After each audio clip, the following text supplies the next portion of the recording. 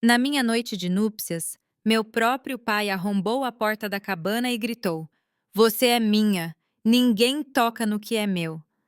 Ele me agarrou pelos cabelos para me arrastar para longe, mas o que meu marido fez naquela noite salvou minha vida e destruiu o monstro que me criou. Oi, meus queridos! Oi, meus amores! É tão bom ter vocês aqui comigo hoje. Sentem-se, fiquem à vontade, porque a vovó vai contar uma história que carrego no meu coração há muitos anos. Meu nome é Clara May Henderson. Tenho 76 anos e nasci e ainda moro aqui em Millbrook, Tennessee. Esta é a minha terra, sabem? Onde o vento frio do norte sopra forte no inverno e onde o cheiro de fumaça de lenha enche as ruas quando o frio real chega. Hoje em dia, meus dias são bastante pacíficos, graças a Deus. Toda manhã, bem cedinho, acordo com o canto dos pássaros que fazem ninho na velha macieira no meu quintal. Preparo meu café forte e preto, do jeito que aprendi com minha mãe quando era menina, e sento na varanda de madeira da minha casinha. É uma casa simples, mas é minha. Entendem? Uma conquista com muito suor e lágrimas, mas minha. Antes de continuar, meus amores, preciso pedir uma coisinha para vocês. Se estiverem gostando da nossa conversa, cliquem no botão de curtir aqui embaixo e se inscrevam no canal, ok? Ativem o sininho de notificação também, porque toda semana venho aqui conversar com vocês, contar histórias, compartilhar um pedaço da minha vida. Vocês não têm ideia de como me faz bem saber que tem gente do outro lado me ouvindo, me fazendo companhia. E vocês, meus queridos, que estão me assistindo agora, me contem aqui nos comentários de que cidadezinha vocês estão assistindo e em que hora do dia encontraram este vídeo. De manhã com o café, depois do almoço ou já à noitinha. Eu sempre leio todos os comentários e fico tão feliz em saber de onde vocês são e quando tiram um tempinho do dia de vocês para ouvir as histórias desta vovó. Me contem, tá bom? Vamos criar uma corrente de amor. Agora, respirando fundo, preciso falar sobre algo que carrego comigo desde que era jovem. Uma história que poucos conhecem, mas que moldou quem sou hoje. É sobre a noite mais aterrorizante e, ao mesmo tempo, mais libertadora da minha vida. Sobre um pai que me aprisionou de uma forma que ninguém via e sobre um homem que se tornou minha salvação quando eu mais precisava. Esta história começa lá atrás, quando eu ainda era uma criança brincando descalça nas estradas de terra desta mesma Millbrook. Minha infância aqui em Millbrook começou numa casa grande de madeira, no que agora chamam de distrito de Oak Hill, mas naquela época era quase rural. A casa ficava num terreno enorme e tinha um portão alto de ferro preto. E meu pai, Frederick James Henderson, insistia em manter aquele portão sempre trancado. Ele dizia que era para nos proteger, que o mundo lá fora era perigoso demais para a família dele. Meu pai era um homem de posses. Tinha terras, criava gado, vendia madeira das florestas de carvalho e pinheiro. Naquela época, ainda se podia, sabem. Ele era respeitado na cidade, sempre vestia terno, chapéu de aba larga e tinha um Ford preto que era a inveja de todos. As pessoas o cumprimentavam na rua com respeito, algumas até com medo. Ele tinha uma presença forte, sabe, do tipo que quando entrava numa sala, todos ficavam quietos. Minha mãe, Dorothy Ann, era uma mulher pequena com cabelos castanhos sempre presos num coque apertado. Ela cuidava da casa, cozinhava, bordava, mas era quieta demais. Hoje, olhando para trás, vejo que ela vivia pisando em ovos, como se tivesse medo de fazer barulho. Ela me ensinava coisas aos sussurros, como fazer biscoitos, como lavar roupas, como cuidar das galinhas no quintal, mas sempre olhando para a porta, sempre atenta aos passos do meu pai. Eu tinha um irmão, Robert, 3 anos mais velho que eu. Ele era como meu pai, forte, homem de poucas palavras, e desde cedo meu pai o levou para os negócios, ensinando-o a ser um homem de verdade, como ele dizia. Robert me protegia quando podia, mas conforme crescia, ficava cada vez mais parecido com meu pai, e essa proteção desapareceu. Nossa rotina era muito rígida. Eu acordava com o cantar do galo, ajudava minha mãe a fazer o café da manhã, biscoitos caseiros, manteiga, compota de figo, queijo fresco. Meu pai sentava na cabeceira da mesa e comíamos em silêncio, só falávamos se ele perguntasse algo. Depois do café, eu tinha que estudar. Meu pai contratou uma professora particular, senhorita Hilda, porque ele não queria que eu fosse para a escola com qualquer um, como ele dizia. Eu gostava da senhorita Hilda. Ela era doce, paciente, me ensinou a ler, escrever, fazer aritmética. Mas as aulas eram ali mesmo na casa, na salinha que meu pai chamava de biblioteca. Eu olhava pelas janelas as outras crianças passando na rua, rindo, brincando, e queria estar lá fora com elas. Quando terminava as lições, podia brincar no quintal, mas só no quintal, nunca na rua. Meu pai dizia que menina de família não ficava na rua como gentalha. Eu brincava sozinha a maior parte do tempo, fazia casinhas com pedras e gravetos, conversava com as galinhas, subia na macieira nos fundos. Às vezes a Teresa, filha da nossa governanta, Dona Ela, brincava comigo. Ela tinha a minha idade, cabelo curto e cacheado, e inventávamos brincadeiras de casinha, escola, chás de mentirinha. Mas eu notava que meu pai não gostava quando a Teresa vinha. Ele olhava pela janela com a cara fechada e logo chamava a dona Ela para dar algum serviço e a menina ia embora. Eu ficava chateada, mas não dizia nada.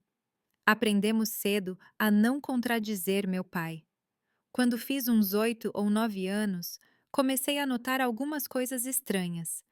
Meu pai começou a prestar mais atenção em mim. Não era aquela atenção normal de pai, sabe? Era diferente. Ele perguntava onde eu tinha estado, mesmo sabendo que eu só estive no quintal. Perguntava com quem eu tinha falado, mesmo eu mal tendo falado com ninguém. Se a senhorita Hilda me elogiava porque eu tinha ido bem numa lição, ele ficava todo orgulhoso, mas de um jeito que me dava um aperto no peito. Tinha uma coisa que me incomodava muito. Meu pai não me deixava cortar o cabelo. Meu cabelo era longo, muito escuro, chegava quase na cintura, e ele dizia que era minha coroa de princesa. Minha mãe trançava meu cabelo todo dia, bem apertado, e meu pai insistia em assistir. Ele passava a mão pelas minhas tranças e dizia: Essa é a minha garota, minha menina linda. E aquilo, mesmo eu sendo criança, me deixava com um frio na barriga. Nas reuniões de família, aniversário da vovó Gertrude, Natal, Páscoa, meu pai me colocava num vestido bonito, me fazia ficar ao lado dele o tempo todo.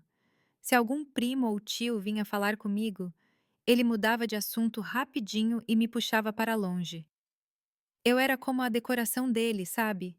Ele me exibia para todos, mas não deixava ninguém chegar muito perto. Eu não entendia muito bem o que estava acontecendo, mas tinha algo pesado no ar daquela casa. Minha mãe vivia tensa. Meu irmão não brincava mais comigo, e eu me sentia cada vez mais sozinha. Mesmo cercada de gente no inverno, quando o frio apertava e a geada cobria o quintal de branco, eu sentava perto do fogão a lenha e ficava olhando as chamas. Sonhava em ser como aquele fogo, livre para dançar, para iluminar, para ir aonde quisesse. Mas eu estava presa naquela casa grande e fria, com aquele portão de ferro sempre trancado, e com um pai que me olhava de um jeito que, mesmo criança, eu já sabia que não estava certo. Conforme fui crescendo, aquele olhar ficou mais pesado, o portão mais alto e o mundo lá fora cada vez mais distante. Quando fiz 13 anos, meu corpo começou a mudar, e com isso, o comportamento do meu pai também mudou. Ele ficou mais vigilante, mais presente, mais sufocante. Lembro do meu aniversário de 13 anos como se fosse ontem. Minha mãe tinha feito um bolo amanteigado, meu favorito, com cobertura de cream cheese. Ela acendeu 13 velas e cantou parabéns baixinho, porque meu pai não gostava de barulho. Quando fui soprar as velas, meu pai segurou minha mão e disse, olhando nos meus olhos de um jeito que me gelou: Agora você não é mais criança, Clara. Agora precisa ter ainda mais cuidado. O mundo lá fora está cheio de homens que querem se aproveitar de mocinhas bonitas. Mas você é minha filha. Eu vou te proteger. Sempre. A palavra sempre ecoou na minha cabeça por dias. Soava mais como uma sentença do que como uma promessa. Nessa época, meu pai começou a me levar junto para alguns compromissos, reuniões com compradores de gado, jantares com empresários, igreja aos domingos. Insistia que eu ficasse ao lado dele, sempre num vestido bonito, cabelo solto ou com fita de cetim. Esta é minha filha, Clara, a joia da minha casa. Ele me apresentava para todos e segurava minha mão ou colocava a mão nas minhas costas ou arrumava meu cabelo, sempre me tocando, sempre me marcando como propriedade dele. Comecei a sentir os olhares dos rapazes. Na igreja, na praça da cidade, quando meu pai me levava para comprar tecido, no armazém geral. Mas assim que um rapaz olhava na minha direção, meu pai chegava mais perto, me puxava pelo braço e lançava um olhar que fazia o rapaz desviar o olhar rapidinho. Uma vez, um rapaz da minha idade, filho do farmacêutico, veio falar comigo depois da igreja.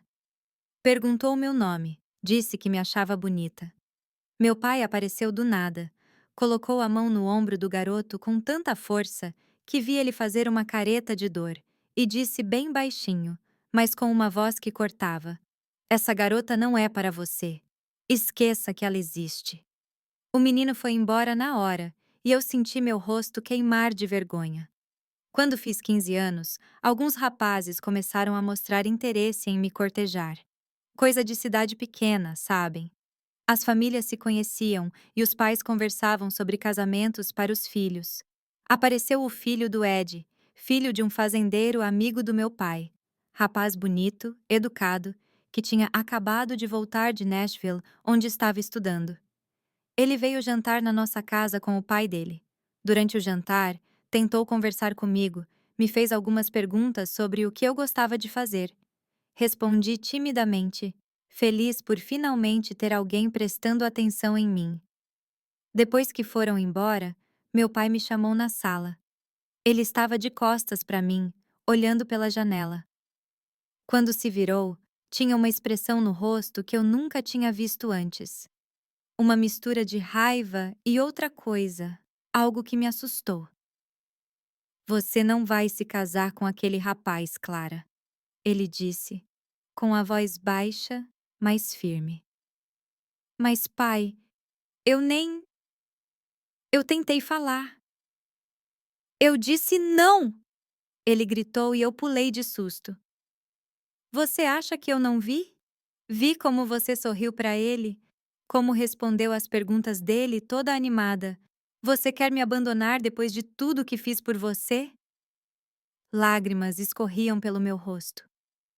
Não, pai. Não quero abandonar ninguém. Eu só. Ele se aproximou, segurou meu rosto com as duas mãos, apertando minhas bochechas. Você é minha filha, minha. Nenhum homem neste mundo será bom o suficiente para você. Nenhum. Entendeu? Eu assenti, tremendo. Ele me soltou e saiu da sala. Fiquei ali chorando silenciosamente, sentindo o gosto de sangue na boca onde ele tinha apertado com força demais. Depois desse dia, mais 3 rapazes apareceram nos meses seguintes. Todos foram embora depois de conversar com meu pai. Nunca soube o que ele disse a eles, mas saíam pálidos, com medo nos olhos, e nunca mais olhavam na minha direção. Eu me sentia como uma prisioneira. A casa tinha virado minha cela, meu pai, meu carcereiro, e não havia como escapar porque para onde eu iria? Não tinha dinheiro, não conhecia o mundo lá fora, não tinha ninguém que pudesse me ajudar. Minha mãe vivia no mundo dela, quieta, aceitando tudo. Meu irmão Robert tinha saído de casa, foi trabalhar em Memphis e mal voltava. Foi quando eu tinha 17 anos que conheci Michael. Ele apareceu numa tarde de março de 1966. Meu pai o tinha contratado para fazer um serviço de carpintaria na propriedade, consertar cercas, reformar o celeiro, construir alguns móveis novos. Michael era de Knoxville, tinha vindo para Millbrook procurar trabalho. Era alto, ombros largos, mãos grandes e calejadas de quem trabalhava duro, mas o que mais me chamou a atenção foram os olhos dele. Olhos escuros, profundos, que pareciam guardar histórias que ele nunca contava. Ele era um homem de poucas palavras.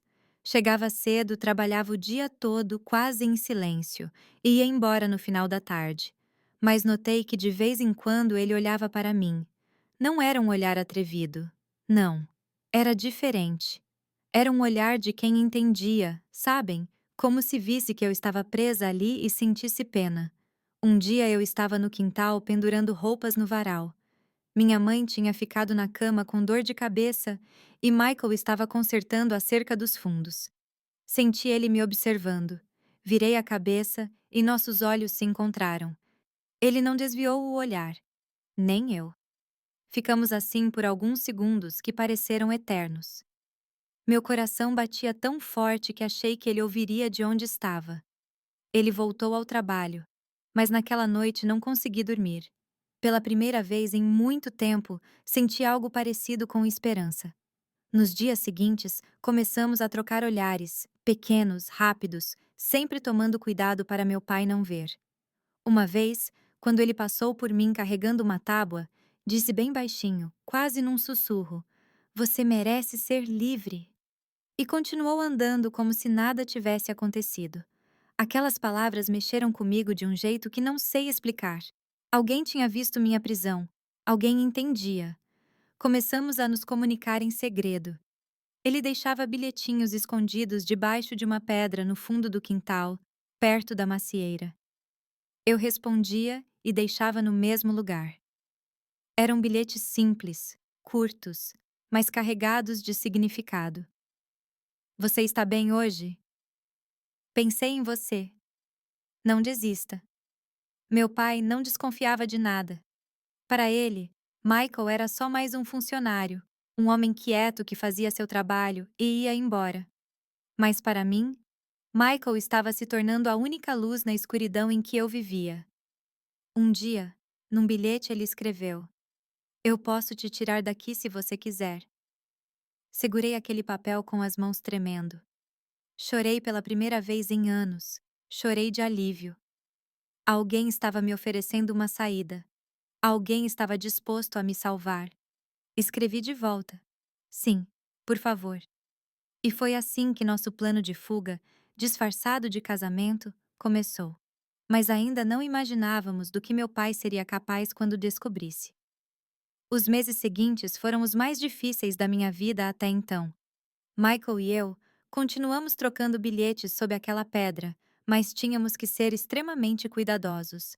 Meu pai já tinha terminado de contratá-lo para os serviços, mas Michael deu um jeito de ficar por perto.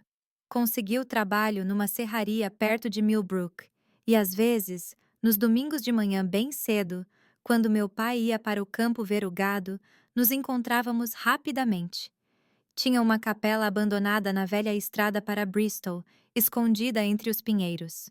Era lá que nos víamos. Eu inventava desculpas, dizia para minha mãe que ia na casa da senhorita Hilda pegar uns livros, ou que ia no armazém da esquina comprar linha para bordar. Minha mãe, coitada, nunca desconfiou. Ou se desconfiou, fingiu não ver, talvez com medo do que meu pai faria se soubesse que ela me deixou sair. Nesses encontros, Michael me contava sobre a vida dele. Tinha crescido sozinho.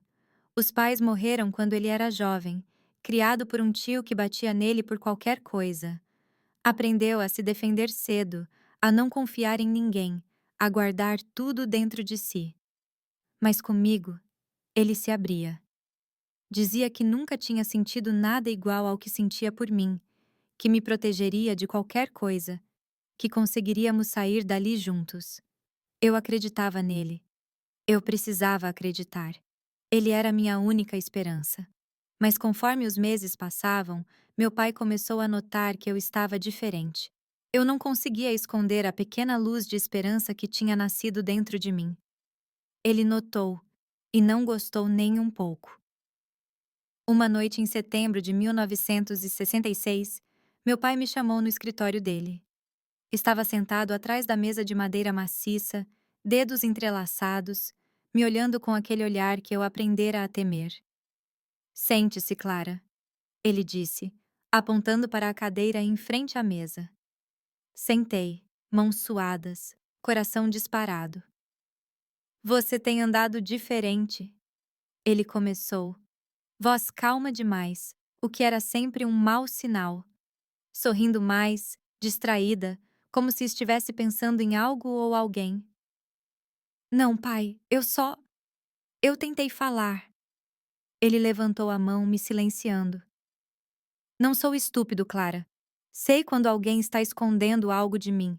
E você, minha filha, está escondendo algo. O silêncio na sala era tão pesado que eu podia ouvir meu próprio coração batendo nos ouvidos. Ele levantou, deu a volta na mesa, parou ao meu lado. Colocou a mão no meu ombro, apertando. Você não precisa de ninguém, entendeu? Você tem tudo aqui. Tem esta casa, tem comida, tem roupas boas, tem seu pai que cuida de você. Que homem neste mundo poderia te dar mais do que eu te dou? A mão apertou mais forte e segurei a vontade de chorar. Nenhum, pai, sussurrei. Exatamente, nenhum. Então pare com essa bobagem de sonhar com o príncipe encantado. Isso não existe. O que existe sou eu cuidando de você, te protegendo. Sempre. Ele me soltou e voltou para trás da mesa. Pode ir. Saí de lá tremendo, mas mais determinada do que nunca. Precisava sair daquela casa. Precisava do Michael. No dia seguinte, deixei um bilhete para ele debaixo da pedra. Meu pai está desconfiando. Precisamos apressar tudo. Michael respondeu no mesmo dia. Vou dar um jeito. Confie em mim. E ele deu um jeito. Descobriu que se fôssemos para Bristol, uma cidade vizinha, onde ninguém nos conhecia bem, poderíamos nos casar no cartório sem precisar da autorização do meu pai. Eu era maior de idade. Tinha acabado de fazer 18 anos em outubro de 1966. Legalmente, podia casar por conta própria. Planejamos tudo em segredo. No dia 15 de janeiro de 1967, uma segunda-feira de sol forte e céu azul, disse à minha mãe que ia para a casa da senhorita Hilda passar a tarde ajudando a organizar uns livros. Minha mãe assentiu sem olhar nos meus olhos. Até hoje me pergunto se ela sabia, se adivinhou meu plano e me deixou ir porque no fundo queria que eu fosse livre. Saí de casa com uma pequena trouxa escondida sob o xale. Tinha uma muda de roupa, minha certidão de nascimento que roubei da gaveta do escritório do meu pai e uma foto da minha mãe. Só isso, deixei tudo para trás. Michael me esperava na velha estrada perto da capelinha com uma caminhonete emprestada de um amigo. Fomos direto para Bristol. No cartório, assinamos os papéis com as mãos trêmulas. Me tornei Clara Henderson Miller, esposa de Michael James Miller. O funcionário, um senhor de bigode grisalho, olhou para nós e disse: Vocês estão fugindo de algo? Michael respondeu, voz firme: Sim, mas agora estamos fugindo juntos. O homem assentiu e carimbou os papéis. Então vão logo e boa sorte. Saímos de lá casados, mas sabíamos que o pior ainda estava por vir. Meu pai descobriria, e quando descobrisse, não aceitaria. Michael tinha alugado uma cabana nas montanhas perto de Gatlinburg, num lugar isolado, cercado por pinheiros e floresta densa. Disse que precisávamos ficar escondidos por uns dias até as coisas se acalmarem, até podermos planejar onde moraríamos, como recomeçaríamos. Chegamos à cabana no final da tarde. Era uma estrutura simples de madeira com lareira, uma cama de casal, uma pequena cozinha e uma varanda com vista para o verde infinito das montanhas. Parecia um sonho. Finalmente, Eu estava livre. Mas naquela noite, quando deitei na cama ao lado de Michael, senti um aperto no peito, um pressentimento ruim, como se algo estivesse para acontecer. Michael segurou minha mão e disse: "Está tudo bem agora. Você está segura comigo." Eu queria acreditar, mas no fundo, sabia que meu pai não deixaria por isso mesmo. Ele tinha dito tantas vezes: "Você é minha, sempre." E homens como ele não aceitavam perder o que consideravam deles. Eu não sabia que naquela mesma noite, enquanto o vento norte assobiava lá fora e a chuva começava a cair pesada no telhado, meu pai já estava vindo atrás de mim. Ele tinha descoberto onde eu estava e estava vindo me buscar. A tempestade começou por volta das 9 da noite. O vento sacudia as janelas da cabana com uma força que parecia querer arrancar tudo.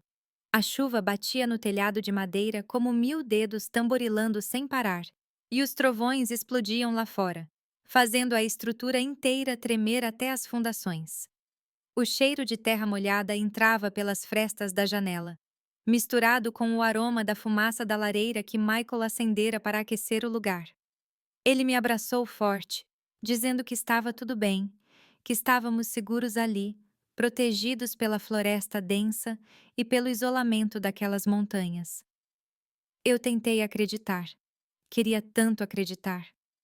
Jantamos uma sopa que ele preparou, feita com batatas, cenouras e pedaços de linguiça que comprou na estrada. O calor da sopa descendo pela garganta me trouxe um conforto momentâneo. Conversamos sobre o futuro, onde moraríamos, que tipo de vida construiríamos juntos. Ele falou em ir para o interior, comprar um pedacinho de terra, criar uns animais, plantar uma horta, ter filhos. 3 pelo menos, ele disse, sorrindo de um jeito que iluminou o rosto dele. Sorri de volta, imaginando aquela vida simples e livre que eu sempre sonhei. Uma vida onde ninguém me diria que eu era propriedade de alguém. Por volta das 11 da noite, nos deitamos. Eu estava exausta. Tinha sido um dia longo, cheio de emoções que me drenaram completamente. O medo da fuga, a adrenalina do casamento secreto, a esperança de uma nova vida, a viagem até a cabana. Tudo tinha me deixado exausta, como se cada gota de energia tivesse sido torcida do meu corpo. Michael me abraçou por trás, o corpo quente dele contra o meu, o braço pesado e protetor sobre minha cintura. Senti pela primeira vez na vida o que era me sentir verdadeiramente protegida, não aprisionada. Era diferente. Era como respirar ar puro, depois de anos respirando cinzas. Era bom. Era paz. Eu estava quase pegando no sono, já naquela zona entre estar acordada e dormindo, quando ouvi um barulho diferente lá fora. Um ranger de madeira, talvez, ou o som de um motor abafado pela chuva. Pensei que fosse um galho caindo por causa do vento. Então, não me preocupei. Fechei os olhos de novo, deixando o som da chuva me embalar. O barulho da tempestade era tão alto, tão constante que abafava qualquer outro som. Era como se o mundo lá fora tivesse desaparecido e só aquela cabana existisse. Aquela cama. Aquele cobertor de lã que cheirava a naftalina. Eu e Michael. Mas então, num instante que ficou gravado na minha memória como ferro quente marcando a carne, a porta do quarto foi arrombada. O estrondo foi tão alto que por um segundo pensei que tivesse sido um raio atingindo a casa. Madeira estilhaçando em pedaços, dobradiças quebrando com um estalo metálico horrível, parafusos voando. Pulei na cama, meu coração disparado tão rápido que parecia que ia sair pela boca, sem entender o que estava acontecendo, minha mente ainda presa entre o sono e a vigília. Michael já estava se levantando num movimento rápido e instintivo, posicionando o corpo na frente do meu como um escudo humano. E então eu o vi. Meu pai. Ele estava de pé na moldura da porta destruída, encharcado pela chuva. O terno preto que ele tanto valorizava estava grudado no corpo como uma segunda pele. O cabelo grisalho, sempre tão bem penteado, agora despenteado, pingando água suja no chão de madeira. O rosto vermelho de raiva ou esforço, ou ambos. E os olhos? Meu Deus, os olhos dele. Nunca vou esquecer aqueles olhos. Não eram olhos humanos. Eram os olhos de algo que tinha perdido completamente a razão, perdido completamente a humanidade. Algo selvagem, ferido, perigoso, como um animal encurralado que decide atacar.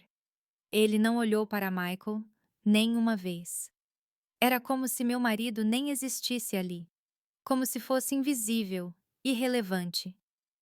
Ele olhou direto para mim, e naquele olhar eu vi tudo.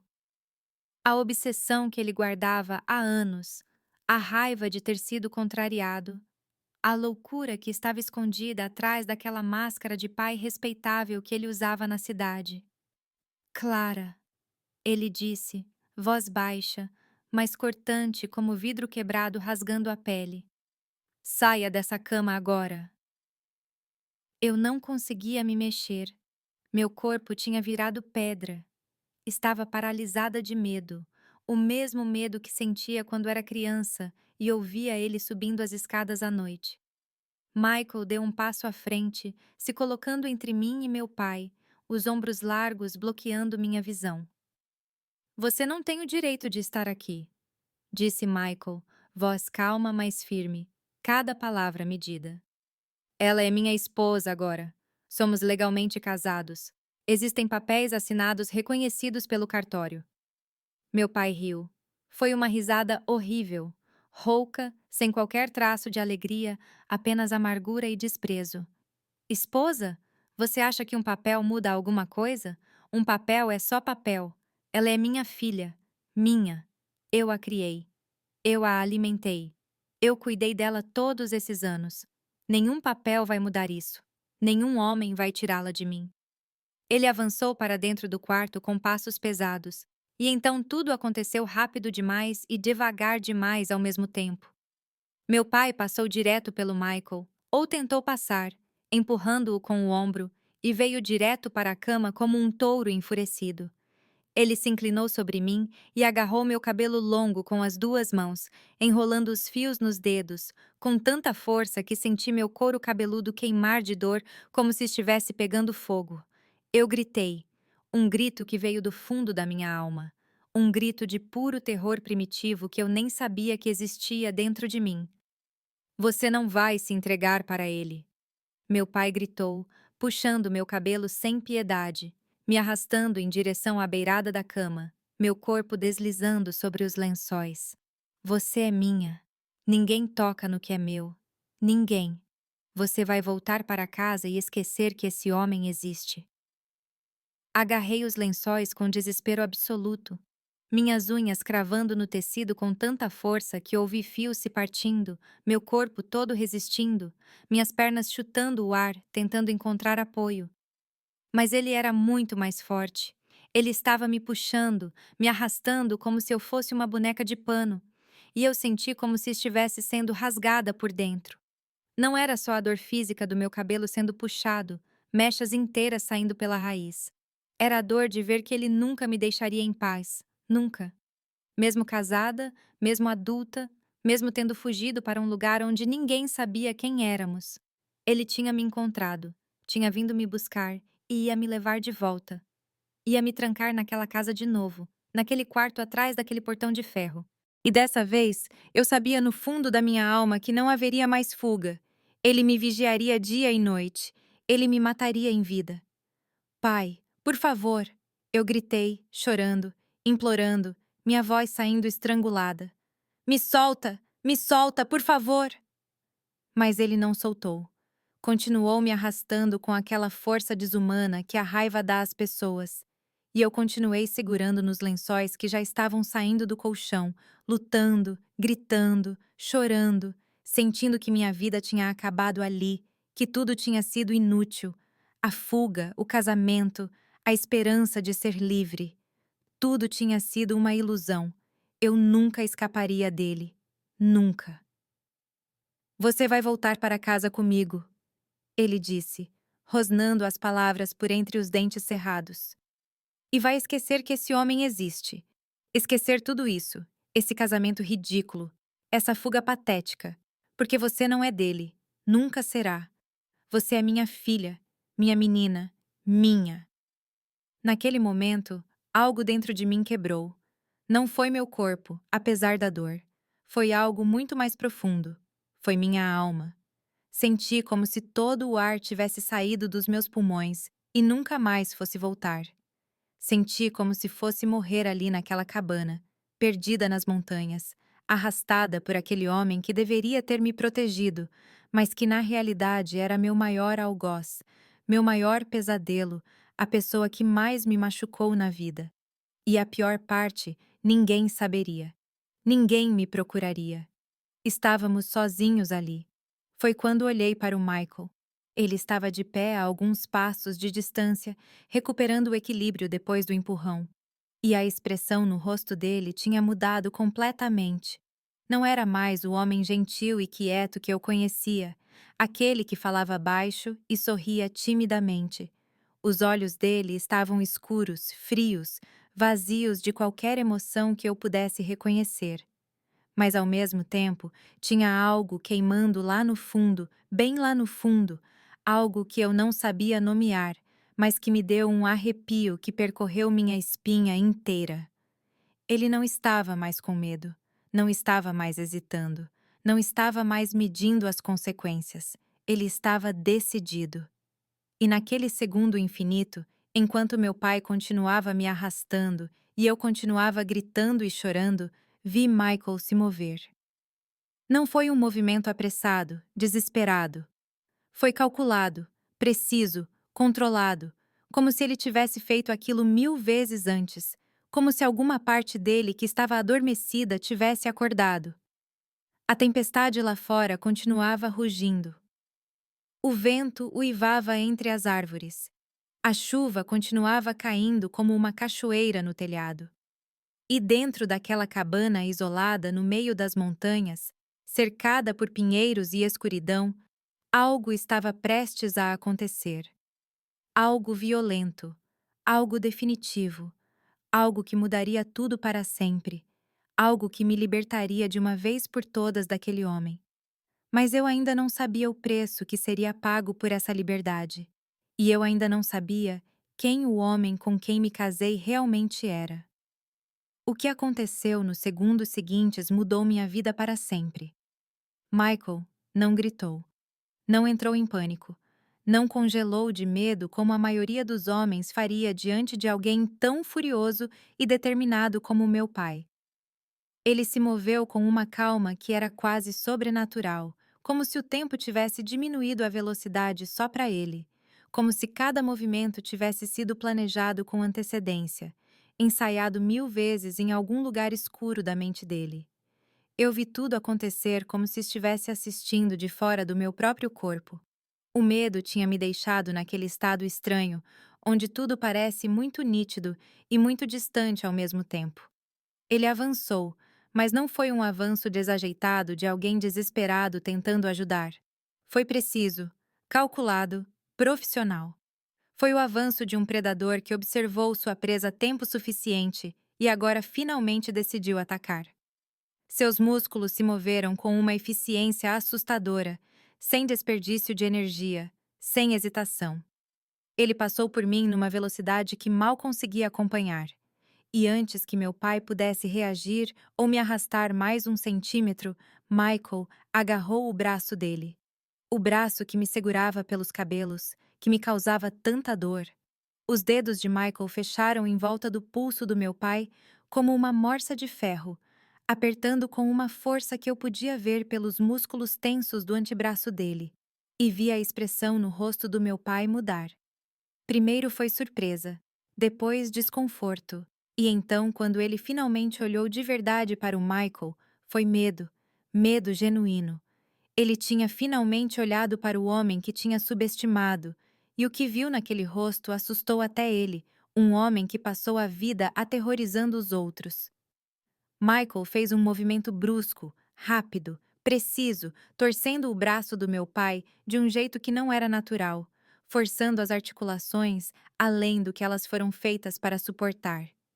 E eu ouvi, meu Deus, eu ouvi um estalo horrível, como um galho seco quebrando sob uma bota pesada. Depois outro estalo logo em seguida, este ainda mais alto. 2 lugares. O braço do meu pai tinha quebrado em 2 lugares diferentes. Eu podia ver, mesmo na penumbra da cabana iluminada apenas pela lareira, a forma estranha que o braço dele tinha tomado. Meu pai soltou meu cabelo imediatamente. As mãos dele, a que ainda funcionava, voaram para o braço quebrado num instinto de proteger, de segurar, de tentar fazer a dor parar. Ele soltou um grito que eu nunca tinha ouvido sair daquele homem. Nunca. Em todos os anos que vivi com ele, em toda a raiva que vi nele, nunca tinha ouvido aquele som. Não era um grito de raiva ou indignação. Era um grito de dor pura, incontrolável, visceral, animal. O grito de alguém que tinha sido quebrado. Ele caiu de joelhos no chão de madeira da cabana com um baque surdo, ainda segurando o braço que agora pendia num ângulo absolutamente errado, horrível. O homem que sempre tinha sido tão forte, tão imponente, tão aterrorizante na minha vida inteira, estava ali no chão aos meus pés, gemendo de dor, reduzido a absolutamente nada. Eu me arrastei para trás na cama, ainda segurando os lençóis amassados, tremendo da cabeça aos pés, meus dentes batendo, incapaz de processar totalmente o que estava acontecendo. Meu couro cabeludo queimava terrivelmente onde ele tinha puxado. Mechas de cabelo escuro espalhadas no lençol branco, como fios de seda negra arrancados pela raiz. Mas eu estava livre. Ele tinha me soltado. As mãos dele não estavam mais em mim. Michael não parou. Ele não hesitou nem por um segundo. Ele se abaixou, agarrou meu pai pelo colarinho do terno encharcado com uma mão, o tecido fazendo um som molhado quando ele agarrou, e pela garganta com a outra. Os dedos dele fecharam em volta do pescoço do meu pai, e então, num movimento que parecia fisicamente impossível, ele levantou meu pai do chão. Levantou um homem adulto, pesado, mais de 90 quilos, como se não pesasse absolutamente nada, como se fosse uma boneca de pano. Os pés do meu pai ficaram pendurados no ar, chutando desesperadamente, procurando apoio. Apoio que não existia. As pernas dele chutavam o ar inutilmente. Michael o prensou contra a parede de madeira da cabana com tanta força que ouvia a madeira estalar, rachando sob o impacto do corpo. Pequenas lascas de madeira caíram no chão. Um pequeno quadro que estava pendurado ali perto tremeu e caiu. A expressão no rosto de Michael era algo que nunca vou esquecer pelo resto da minha vida. Não havia raiva ali. Não havia ódio. Não havia satisfação ou prazer. Estava vazia. Completamente vazia. Fria. Era a expressão de alguém que já tinha feito aquilo tantas vezes antes que não sentia mais nada. Nenhuma emoção, nenhuma culpa, nenhuma dúvida. Era a expressão de alguém verdadeiramente perigoso. Muito mais perigoso do que meu pai jamais poderia sonhar em ser. Meu pai tentou falar, a boca abrindo e fechando. Tentou respirar, engasgando. As mãos dele, a que ainda funcionava, e a do braço quebrado que ele mal conseguia mover, arranhavam o braço de Michael inutilmente, unhas raspando o tecido da camisa, olhos arregalados, saltando das órbitas, cheios de terror absoluto. Pela primeira vez na minha vida inteira, vi meu pai com medo. Medo de verdade, não raiva disfarçada de medo. Medo genuíno. Medo de morrer. O homem que aterrorizava todos ao seu redor, que controlava tudo e todos com mão de ferro, estava apavorado. Ele estava vendo a própria morte nos olhos de outro homem. Michael aproximou o rosto do meu pai devagar, deliberadamente. Tão perto que os narizes quase se tocavam, tão perto que respiravam o mesmo ar. E então ele sussurrou. A voz dele era baixa, quase gentil, mas carregada de uma frieza que cortava mais fundo que qualquer grito. E no silêncio daquela cabana, a tempestade lá fora tinha diminuído consideravelmente, como se até a natureza tivesse parado para testemunhar aquilo, para testemunhar aquela transferência de poder. Ouvi cada palavra, cada sílaba. Eu sei o que você fez com ela todos esses anos, disse Michael, a voz fria como o vento norte que soprava nas montanhas. Cada palavra escolhida com precisão cirúrgica. Eu vi nos olhos dela. Vi o jeito que ela tem medo de você. Vi como ela se encolhe quando você chega perto. Eu sei exatamente o que você é. Conheço homens como você. Meu pai tentou negar, tentou dizer algo, os lábios se movendo desesperadamente, mas a mão de Michael apertou a garganta dele mais forte, cortando completamente as palavras, cortando o ar. Você nunca mais vai chegar perto dela, continuou Michael. E agora havia algo na voz dele. Não era raiva, era uma promessa, uma sentença de morte condicional. Nunca mais. Você não vai procurá-la, não vai mandar ninguém atrás dela, não vai escrever, não vai aparecer. Você vai esquecer que ela existe, porque se você voltar. Ele fez uma pausa, deixando as palavras pairarem no ar como chumbo, deixando o silêncio falar por ele. Se você tentar qualquer coisa, se mandar alguém atrás dela, se sequer pensar nela do jeito errado, outra pausa, mais longa, mais pesada. Eu não vou quebrar seu braço. Vou arrancar sua cabeça do corpo, e não é uma ameaça vazia. Já fiz pior, por muito menos, e não terei um segundo de remorso. O corpo inteiro do meu pai ficou completamente paralisado de terror. Até a dor do braço quebrado parecia ter sido esquecida diante da ameaça real e concreta que ele estava ouvindo. Ele acreditou. Vi nos olhos dele que ele acreditou em cada palavra. Talvez fosse o jeito que Michael falava sem emoção, apenas fatos. Talvez fosse a frieza absoluta nos olhos dele. Talvez fosse o fato de ele ter quebrado o braço dele em 2 lugares em questão de segundos, como se fosse a coisa mais fácil do mundo. Mas meu pai acreditou, e pela primeira vez, entendeu que tinha encontrado alguém mais forte, alguém mais perigoso. Michael soltou a garganta dele abruptamente. Mas antes que meu pai pudesse cair ou recuperar o equilíbrio, Michael o agarrou novamente pelo terno, girou-o com força e praticamente o arremessou. Arremessou de verdade, em direção à porta destruída. Meu pai tropeçou. Tropeçou nos próprios pés que mal respondiam e caiu de cara na poça de lama e água da chuva que tinha se formado bem na entrada da cabana.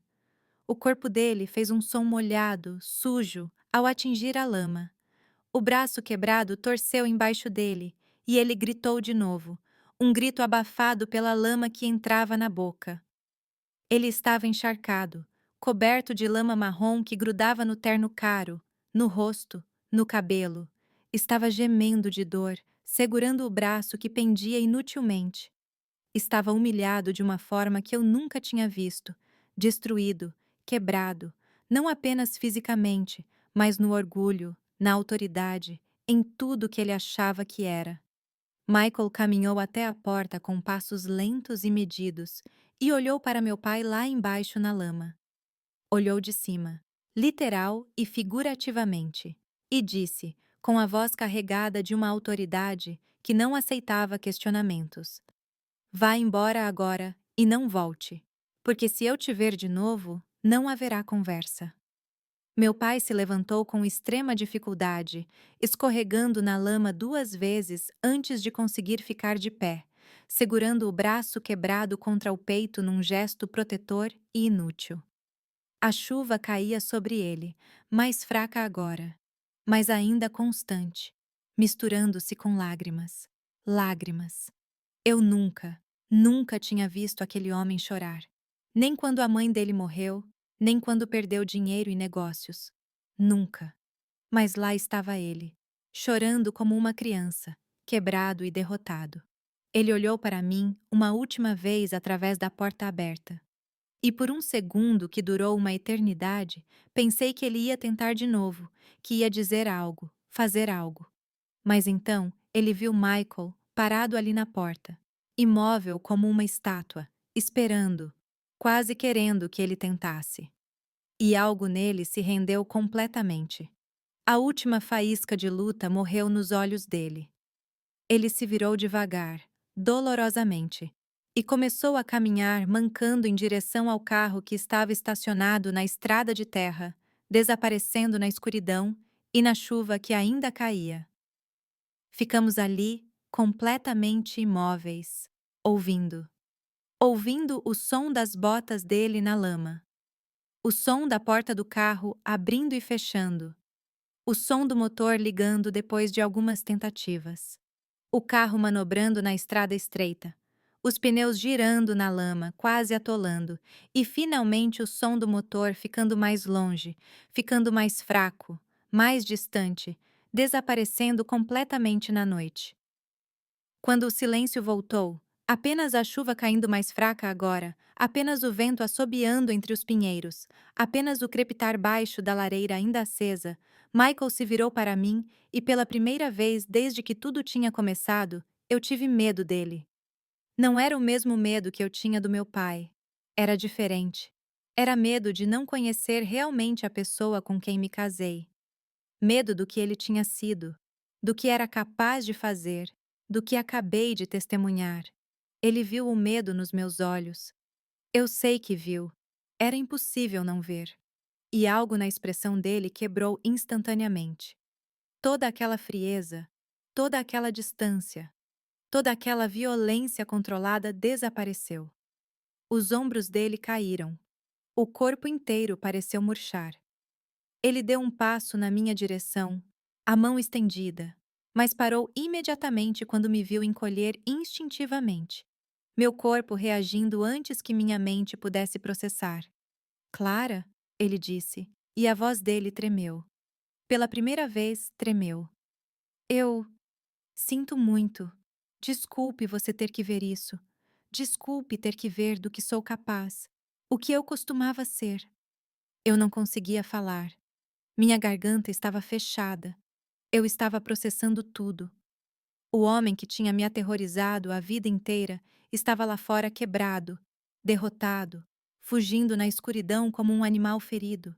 E o homem que me salvou estava aqui na minha frente com sangue nas mãos, metaforicamente pelo menos, tremendo, com medo de me perder. Eu não sou mais essa pessoa. Ele continuou, a voz baixa, carregada de algo que parecia dor genuína, arrependimento profundo.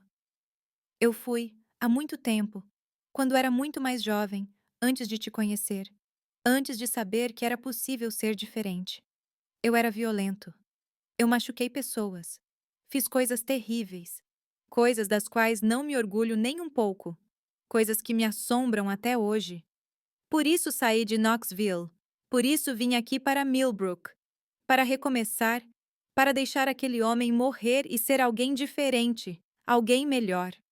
Ele passou a mão pelo cabelo molhado de chuva e suor, os olhos brilhando com algo que parecia lágrimas seguradas por muito tempo.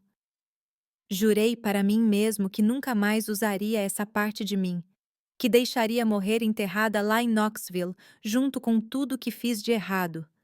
Mas quando vi ele te machucando, quando ouvi você gritar daquele jeito, quando vi o terror nos seus olhos, a voz dele falhou completamente. Eu o trouxe de volta. Ressuscitei aquele homem que jurei enterrar. Por você. Só por você. Porque te perder seria pior do que voltar a ser o que eu era. Lágrimas escorriam pelo meu rosto, quentes, liberando toda a tensão acumulada. Eu não sabia o que sentir. Medo, alívio, gratidão, confusão. Talvez tudo ao mesmo tempo. Talvez nenhum sentimento único fosse suficiente para descrever. Ele não vai voltar, disse Michael, a voz mais firme agora, mais confiante, voltando ao controle.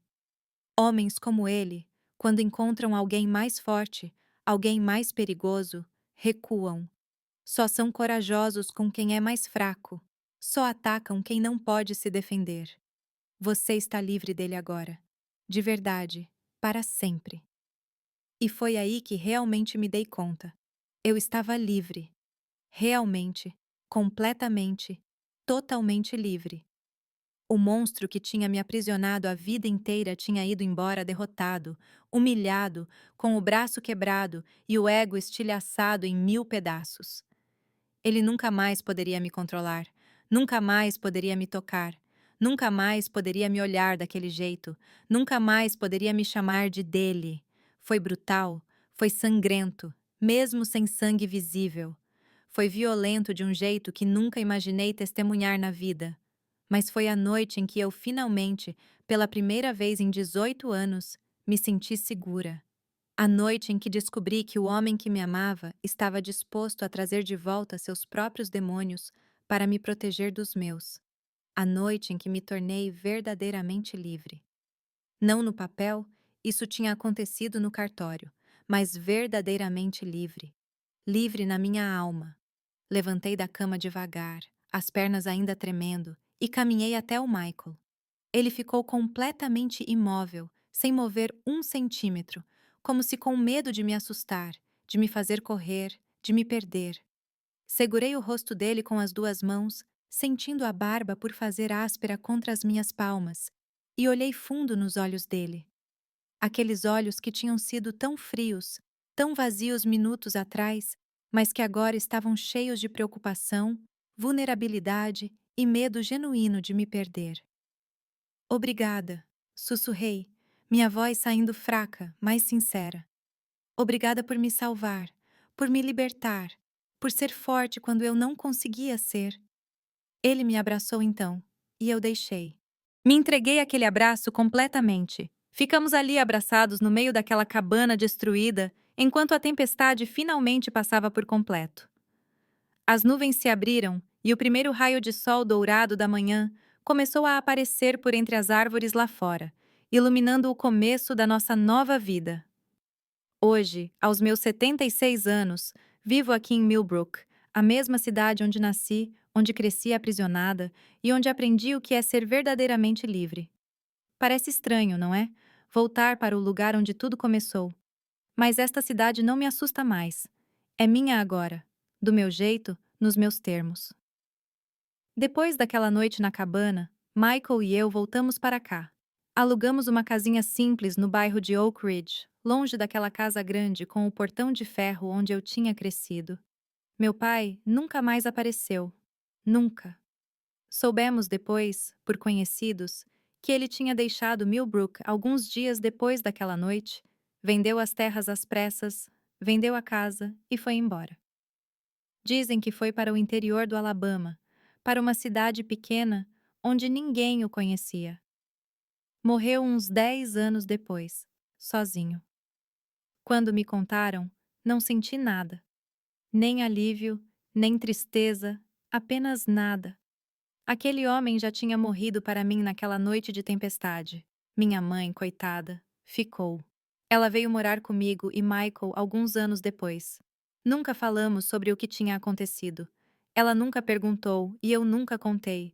Mas vi nos olhos dela uma gratidão silenciosa.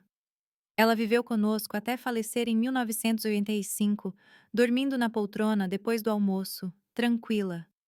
Foi uma boa morte, sabem, sem dor, sem medo. Diferente de como ela tinha vivido. Michael e eu tivemos 3 filhos. Julian, que nasceu em 1968, Marianne em 1970 e Lucas, o caçula, em 1973. Criei eles diferente de como fui criada. Eles tiveram liberdade, tiveram afeto sem prisões, tiveram um pai presente, protetor, mas que nunca, nunca foi controlador. Michael aprendeu a ser gentil sem ser fraco, a ser firme sem ser violento.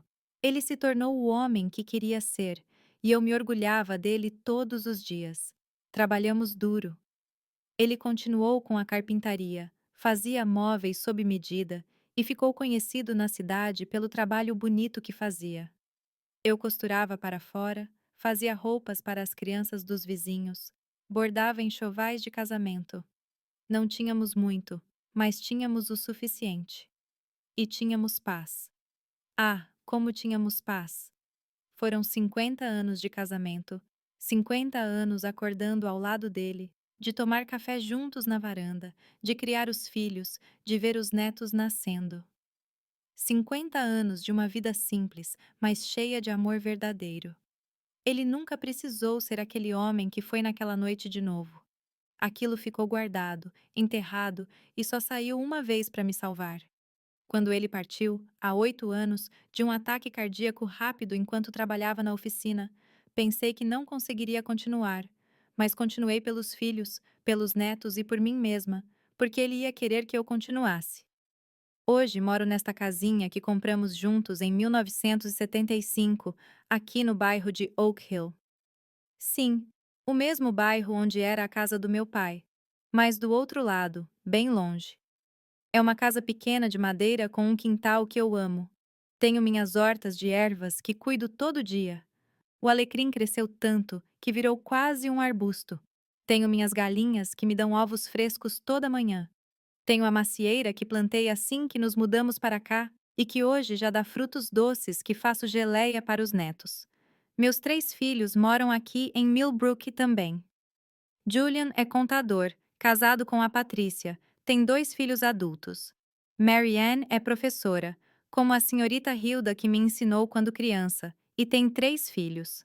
Lucas é mecânico, trabalha com caminhões, e tem uma filha, Andrea, que é minha neta mais apegada, a que me ensinou a usar o computador. Eles vêm me visitar toda semana, se revezando. Domingo sempre tem alguém aqui para almoçar comigo. Fazemos aqueles pratos antigos: frango frito, carne de panela, broa de milho, pãezinhos com molho. A casa enche de barulho, de risadas, de vida. É tão diferente daquela casa silenciosa onde cresci, onde o medo morava em cada canto. Toda quarta-feira vou à feira do bairro vender meus bordados. Não é pelo dinheiro. Os filhos querem me ajudar, mas faço questão de ter minha independência. É mais pela companhia, sabem? Converso com as outras senhoras, troco receitas, fico sabendo das notícias do bairro. A vida é boa quando é simples assim. Às vezes, quando estou sozinha aqui na varanda, tomando meu café no final da tarde, penso naquela noite, na tempestade, no medo, na violência, e como aquilo, por terrível que tenha sido, foi minha libertação. Foi o dia em que deixei de ser propriedade de alguém e me tornei dona de mim mesma. Não tenho raiva do meu pai. Não mais. Sinto pena dele. Pena de um homem que amou tão errado que destruiu a si mesmo e quase destruiu a filha. Mas ele não conseguiu. Eu sobrevivi. Eu venci. Vivi uma vida linda, cheia de amor verdadeiro e criei filhos que sabem o que é respeito, o que é liberdade, o que é amor de verdade. Olho para a foto do Michael pendurada na parede da sala. A foto foi tirada no nosso aniversário de 40 anos de casamento. E sou grata. Grata por ele ter sido corajoso o suficiente para usar aquela força terrível que tinha guardada para me proteger.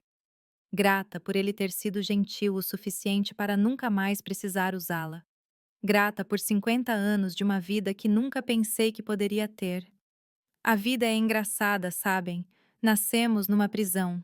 Aprendemos a sobreviver. E um dia, se tivermos sorte, encontramos alguém que quebra as correntes.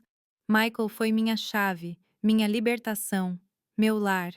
E hoje, nesta casa simples, cercada pelos meus filhos e netos, com meu jardim florindo e minhas galinhas ciscando no quintal, eu sou completa.